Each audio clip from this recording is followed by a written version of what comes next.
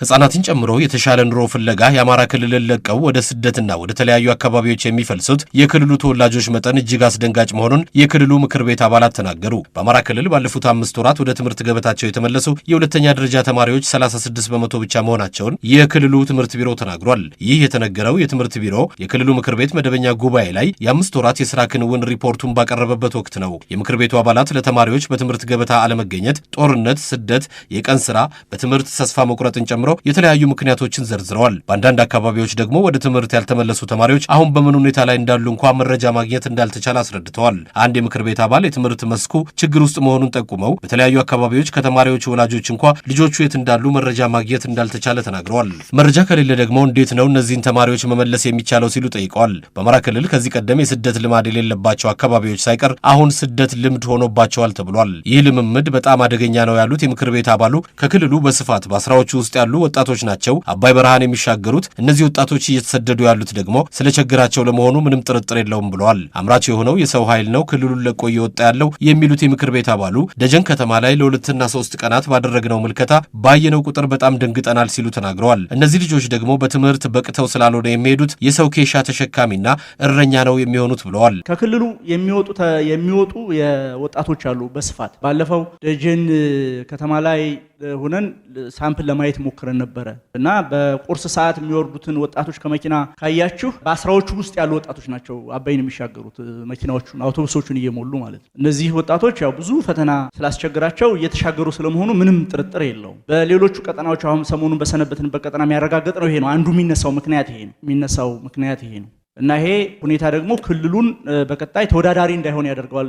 ሂውማን ካፒታልም ላይ ክቡራቱ ጥላውን ሲያነሱት እንደነበረው የ25 ዓመት ፍኖተ ካርታ የሚሳካል ስንል አንዱ በሰው ኃይላችን። ስለዚህ አምራች የሆነው የሰው ኃይል ነው አሁን እየወጣ ያለው እና በዚህ በኩል ጥናትም ጭምር የሚያስፈልገው ነው መስሎ የተሰማኝ እና በጣም ደንግጠናል። አብሮኝ ከሄደው ጓደኛዬ ጋር ለ2 ለ3 ቀን ቸክ ስናደርግ ያየነው ቁጥር እጅግ ነው ያስደነገጠን። ሄደው እኒህ ሰዎች ያው ኬሻ ነው የሚሸከሙት፣ የማንም ገበሬ የማንም እረኛ ነው የሚሆኑት። ደግሞ እዛ ልመቻቸው ሲል ያንን ሁኔታቸውን ይዘው ወደ ክልሉ ይመጣሉ። ስለዚህ ይሄ ሁኔታ እየተባባሰ እንዲሄድ የሚያስችል ሁኔታ የሚፈጠር ነው። የክልሉ ትምህርት ቢሮ በበኩሉ በአማራ ክልል ባለፉት 5 ወራት ወደ ትምህርት ገበታቸው የተመለሱ የሁለተኛ ደረጃ ተማሪዎች 36 በመቶ ብቻ ናቸው ብሏል። ክልሉ በ5 ወራት ከቅድመ አንደኛ እስከ ሁለተኛ ደረጃ ድረስ 7.4 ሚሊዮን ተማሪዎችን ለመመዝገብ አቅዶ የነበረ ቢሆንም ባለው የሰላም እጦት ምክንያት መመዝገብ የተቻለው 4.3 ወይም 58.2 በመቶ ብቻ መሆኑን የቢሮው ኃላፊ አቶ ጥላሁን በሪፖርታቸው አመላክተዋል። በዚህም የቅድመ አንደኛ ደረጃ ምዝገባ 85 በመቶ፣ በአንደኛ ደረጃ 58 በመቶ፣ የሁለተኛ ደረጃ ደግሞ 36 በመቶ ብቻ መሆናቸውን አቶ ጥላሁን አስረድተዋል። ወደ ትምህርት ቤት የሚሄዱ ተማሪዎች ምጣኔ ካለፈው ዓመት ጋር ሲነጻጸር የተሻለ ቢሆንም በተለይ በጎጃም ዞኖች ችግሩ የከፋና